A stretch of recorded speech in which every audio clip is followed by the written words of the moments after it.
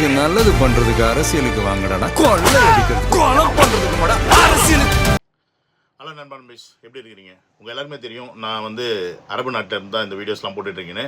உங்களுக்கு இப்போ அரபு நாட்டோட சுச்சுவேஷன்ஸ் எல்லாமே தெரியும். ஏன்னா ஈரான் இஸ்ரேல் வார்னால பல பேர் இங்கே வந்து வேலை இழந்திருக்காங்க, வேலையை விட்டு ஊருக்கு போயிருக்காங்க. ஸோ வேலை இல்லாமல் இங்கேயே நிறைய பேர் இருக்கிறாங்க. ஸோ அப்படி ஒரு சூழலில் தான் நானும் இருக்கிறேன். கடந்த 2 மாதமாச்சு எனக்கு வேலை போய். ஸோ முடிஞ்சுன்னா உங்களால் இந்த QR கோட் யூஸ் பண்ணி உங்களால் முடிஞ்ச சப்போர்ட்டை நீங்கள் எனக்கு செய்யுங்க. ஹலோ மகளே, நண்பன் miss, welcome to another video. தேர்தல் ரொம்ப பக்கத்தில் வந்துருச்சு. 23ஆம் தேதி. இன்னும் ஒரு 3-4 நாள் தான் இருக்குது பிரச்சாரம். அதோட பிரச்சாரமும் முடிஞ்சு போகுது. தளபதி வந்து முக்கியமான தொகுதி மட்டும்தான் போயிருந்திருக்காரு, மற்ற இடத்துக்கு போகல. இருந்தாலும் போக முடியாது, ஏன்னா உங்களுக்கு தெரியும் அந்தளவுக்கு கூட்டம் இருக்குது. ஸோ இப்போ இந்த வீடியோ எதை பற்றின்னு பார்த்தீங்கன்னா, நம்மளுடைய தேர்தல் வாக்குறுதி அப்படின்றது அறிக்கை நேற்று ரிலீஸ் பண்ணிட்டாங்க. நீங்கள் பார்த்துருப்பீங்க எல்லாமே.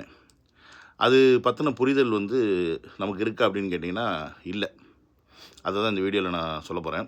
ஏன்னு கேட்டிங்கன்னா, தேர்தல் வாக்குறுதி அப்படின்னா நம்ம மைண்டில் வந்து ஒரு விஷயம் ஃபிக்ஸ் ஆயிடுச்சு. அட என்னப்பா, எல்லா கட்சியும் வந்து கொடுக்குறது தானே.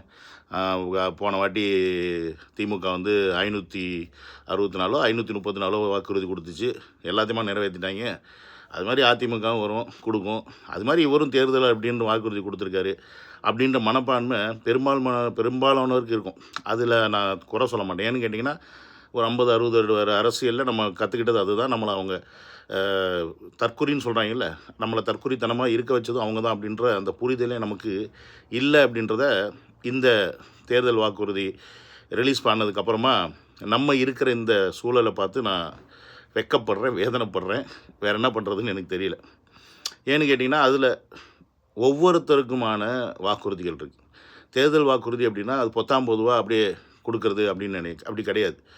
இப்போ தான் நமக்கு தேர்தல் வாக்குறுதினா என்ன, அது ஏன் முக்கியத்துவம், அதில் என்ன மாதிரியான திட்டங்கள்லாம் இருக்கும், எப்படி திட்டங்கள் வகுத்திருப்பாங்க அப்படின்றத படித்து புரிஞ்சுக்கிற அளவுக்கு நமக்கு அரசியல் ஆர்வம் வந்திருக்கு. இந்த அரசியல் ஆர்வம் வர்றதுக்கு காரணம் ஒரு இறங்கினால தான். யார்? தலைவர் விஜய் இறங்கினால. இன்கேஸ் அவர் இறங்காமல் இருந்திருந்தான்னு வச்சுக்கோங்களேன், நமக்கு இன்னமும் அந்த அரசியல் அவர் இருந்திருக்காது. என்னமோ வாக்குறுதி கொடுக்கலாம், சரி நமக்கு தேவை 8000 கூப்பன் கொடுக்குறானா 10,000 கூப்பன் கொடுக்குறானா, அதை வாங்கிட்டு ஓட்டை போட்டுவிட்டு அது நமக்கு வந்தால் போதும் அப்படின்ற ஒரு மனநிலைமையில் நம்ம இருக்கிறோம். பட் ஒரு அரசாங்கம் எப்படி செயல்படும் அப்படின்றத இந்த வாக்குறுதிகள் படிக்கும்போது தான் நமக்கு தெரிய வரும். அப்போ தான் நம்மளோட உரிமை என்ன அப்படின்றது நமக்கு தெரியும். அது தெரியாமல் இருக்கிறனால தான் பல பேர் என்ன பண்ணுறோம்னா, இத்தனை வருடமாக இவங்களாம் எடுத்துகிட்டு அவங்க எம்எல்ஏ ஆனதுக்கப்புறமா நம்ம அவங்கள்ட்ட போய் கேள்வியே கேட்குறது கிடையாது. ஏன்னா நமக்கு அந்தந்த தொகுதியில் அந்தந்த ஏரியாவில் இந்தந்த திட்டங்கள் இடத்துக்கும் சரி, அந்த நபர்களுக்கும் சரி, அதே மாதிரி ஒவ்வொரு வேலை தொழிலாக இருக்கட்டும், அந்த தொழிலாக இருந்தாலும் சரி, எல்லாத்துக்குமே அவங்க வந்து வாக்குறுதி வந்து வகுத்து கொடுக்குறாங்க. அது நமக்கு தெரிஞ்சுக்காமே இருக்கிறனால நம்மளோட உரிமை என்னன்றதே நமக்கு தெரியாமல் போயிடுது. ஸோ அதை அட்லீஸ்ட் தெரிஞ்சுக்கணும். இப்போயாவது தெரிஞ்சுக்குங்க. நீங்கள் சில பேர்லாம் இப்போ என்னோடய குரூப்பில் வந்து ஓப்பனாக நான் சொல்கிறேன், அவர்கிட்ட நான் குரூப்லேயே சொன்னது தான்.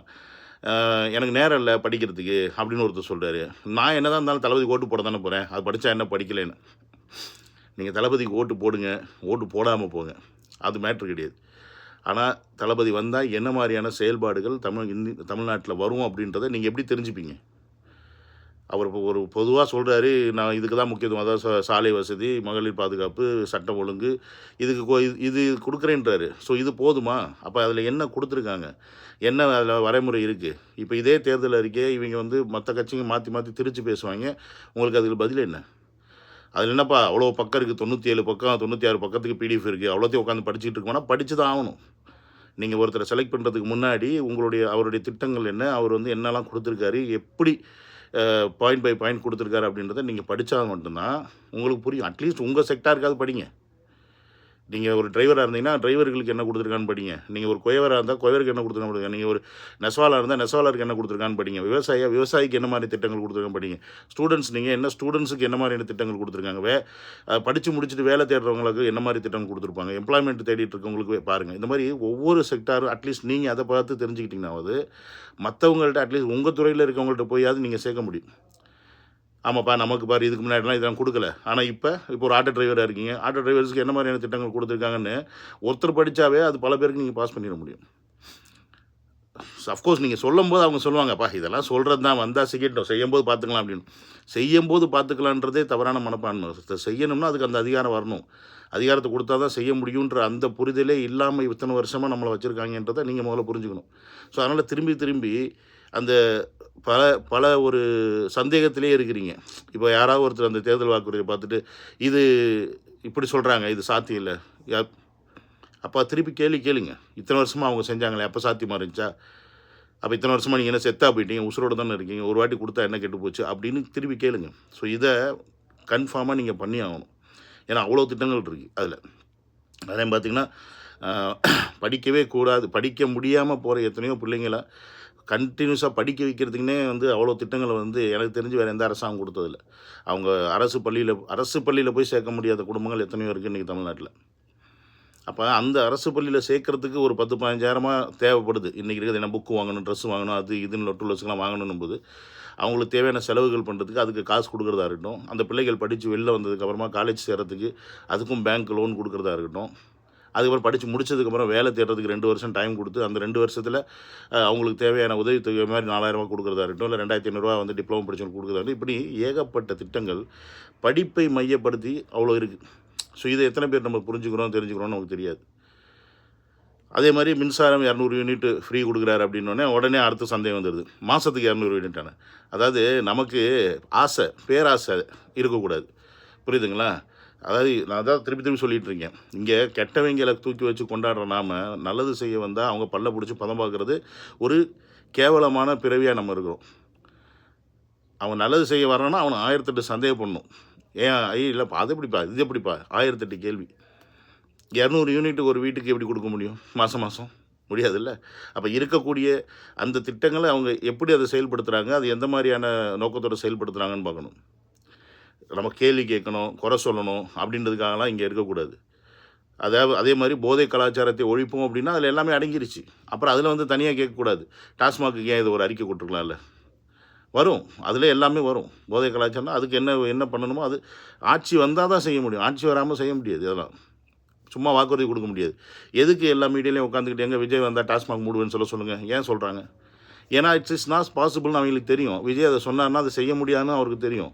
அதனால தான் அவர் திருப்பி ஸ்டார்டிங்லேருந்தே சொல்லிட்டு இருக்காரு, என்னால் என்ன செய்ய முடியுமோ, எதற்கு சாத்தியம் இருக்கோ அதை மட்டும்தான் நான் உங்களுக்கு வாக்காக கொடுப்பேன்னு இருக்காப்புல. அப்போ டாஸ்மாக் மூடவே முடியாது அப்படின்னா மூட முடியாது. நிதர்சனமான உண்மை. மூடுனா எப்படி? மூடுனா குடிக்காமல் இருந்துருவானா? குடிக்கிறவனா? இன்றைக்கி கோடிக்கணக்கான பேர் குடியாருன்னா தெரியும் ஊருக்குள்ளே. ஆக்கி வச்சுட்டு வைங்க. ஸ்கூல் திறக்கிறதுக்கு பதிலாக எல்லா இடத்துலையும் ஸ்கூல் அதிகமாக இருக்கணும்னு பார்த்தா இங்கே ஸ்கூலை விட அதிகமாக இருக்கிறது டாஸ்மாக் தான். பொட்டிக்கடை மாதிரி அங்கங்கே ஓப்பன் பண்ணி வச்சுருக்காங்க. அப்போ அப்படி இருக்கும்போது இன்றைக்கி ஒட்டுமொத்த தமிழ்நாடும் குடிக்கு அடிமையாக இருக்குது. அதுலேருந்து நீ வெளியில் கொண்டு வரணும்னா எப்படி உடனே கொண்டு வந்துடும்னா முடியாது. It's a process. அது கொஞ்சம் கொஞ்சமாக தான் அவங்க வெளில எடுத்துகிட்டு வரணும். அதுக்கு வேறு சில சட்டத்திட்டங்கள் போடுவாங்க. அவங்க ஆட்சிக்கு வந்தாங்கன்னா அதற்கான ஒரு சட்டத்திட்டங்கள் இருக்கும். ஒரு எப்படி இவர் ஏஐ டெக்னாலஜி மூலிமா எல்லாத்தையும் கண்ட்ரோல் பண்ணணுன்னு சொன்னாரோ அதே மாதிரி டாஸ்மாகையும் அதே லெவலில் கண்ட்ரோல் பண்ணலாம். அதுக்குள்ளே இத்தனை 21 வயசுக்கு மேலே இருக்கவங்க தான் பர்ச்சேஸ் பண்ண முடியும். அவங்களுக்கு ஒரு கார்டு இருக்கிற மாதிரி இருக்கலாம், ஒரு ஸ்கேனர் இருக்கலாம். அதே மாதிரி இந்த டைமிங் மேலே ஓப்பன் பண்ணக்கூடாது, இந்த டயத்துக்குள்ளே தான் ஓப்பன் பண்ணணும் அப்படின்றது இருக்கலாம். டாஸ்மாக் எல்லாத்தையும் க்ளோஸ் பண்ணிவிட்டு புதுசாக எலைட் பார்ஸ் மாதிரி ஓப்பன் பண்ணி நல்லா ஹைலைட்டாக ஏதாவது ஒரு மெயின் சிட்டியில் மட்டும் வச்சு அங்கே போய் பர்ச்சேஸ் பண்ணுறதா முடிஞ்சு போச்சு. இப்படி பண்ணலாம். ஸோ இந்த மாதிரி ஏதாவது திட்டங்கள் இருக்கும். அதுக்கு திட்டங்கள் இல்லாமலாம் இருக்காது. இப்படி ஒவ்வொரு விஷயத்தையும் நோண்டி ஆராய்ச்சி அவங்க நம்மள்கிட்ட கேட்குறாங்க, கொத்தடிமீஸ் இப்படி கேட்குறாங்கன்னு அந்த கேள்வியை திருப்பி வைக்காதீங்க. இன்னும் கொஞ்ச நாள் தான் இருக்குது, 4 நாள் தான் இருக்குது. இதுக்கு இடையில் தலைவர் எங்கே பிரச்சாரத்துக்கு போகிறாரு, அங்கே போகிறாரா, இங்கே போகிறாரா, எங்கே போனாலும் என்ன அவரால் பேசக்கூட முடியல. அவர் வாத்துக்கிட்ட ரோட் ஷோ பண்ணிட்டு தான் போகிறாரு. பேசுகிறதுக்கு அலோவ் பண்ண மாட்டேங்கிறாங்க. அதை மீறி போயிருந்தா டைம் ஆயிடுது. ஸோ அப்போ அவர் வெளியில் இப்போ பார்க்குறது தான் நமக்கு முக்கியம். இப்போ அது முக்கியம் கிடையாது. இப்போ இவ்வளோ நாளாக நீங்கள் என்ன பண்ணுறது, எப்படி தமிழக வெற்றி கழகத்தை போய் மக்கள்கிட்ட சேர்க்குறதுன்னு ஒரு சந்தேகத்தில் இருந்தீங்க. இப்போ உங்கள் கையில் மேனிஃபெஸ்டோ இருக்குது, அதை எடுத்துகிட்டு போங்க. அந்தந்த ஊர் மக்களில் வில்லேஜில் போங்க, வில்லேஜில் இருக்க திட்டங்கள் பாருங்கள்.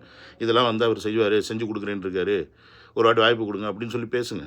இப்போ உங்ககிட்ட மேனிஃபெஸ்டோ கையில் வச்சுக்கிட்டு அதை நான் படிக்கவே மாட்டேன், எனக்கு வேலை இருக்குது, எனக்கு அதை பற்றி டைம் இல்லை அப்படின்னு சொல்லிட்டு தெரிஞ்சிங்கன்னா அப்போ நீங்களாம் என்ன தளபதி ஃபேன்ஸ், நீங்களாம் எதுக்கு விஜய் அவர்கள் அரசியலுக்கு வரணும்னு ஆசைப்பட்டீங்க? இல்லை அரசியல் வந்ததுக்கப்புறம் ஏன் அவருக்கு ஓட்டு போடணும்னு நிற்கிறீங்க?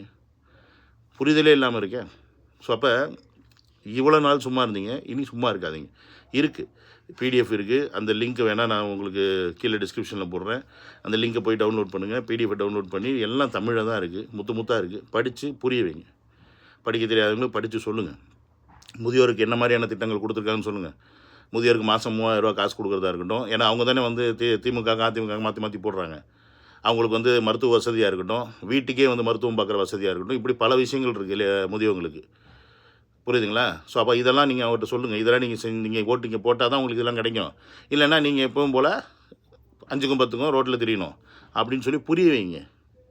ஸோ இதுதான் நம்ம வேலை. இதை நீங்கள் விட்டுட்டு சும்மா அவன் கேட்குறான் இவன் கேட்குறான்னு வந்து இன்னும் சந்தேகத்திலே இருக்கீங்க அப்படின்னா எதுக்கப்புறம் நீங்கள் என்ன சொல்கிறது எனக்கு புரியல. ஆக்சுவலி அதில் நீங்கள் செய்யாதீங்க, அது தவறு. அவ்வளோதான் என்னால் சொல்ல முடியும். ஸோ இதை உங்ககிட்ட நான் எனக்கு ஷேர் பண்ணிக்கணும்னு ஆசைப்பட்டேன். ஆக்சுவலி எனக்கு வீடியோ போடுற மைண்ட் இல்லைன்றதை விட வீடியோ போடுறது எனக்கு டைம் இல்லை. பட் இருந்தாலும் இதை எனக்கு சொல்லணும் அப்படின்றதுக்காக தான் மெயினாக இந்த வீடியோ. புரிஞ்சுப்பீங்க நம்புகிறேன். See you another video. Love you all. Take care. Bye.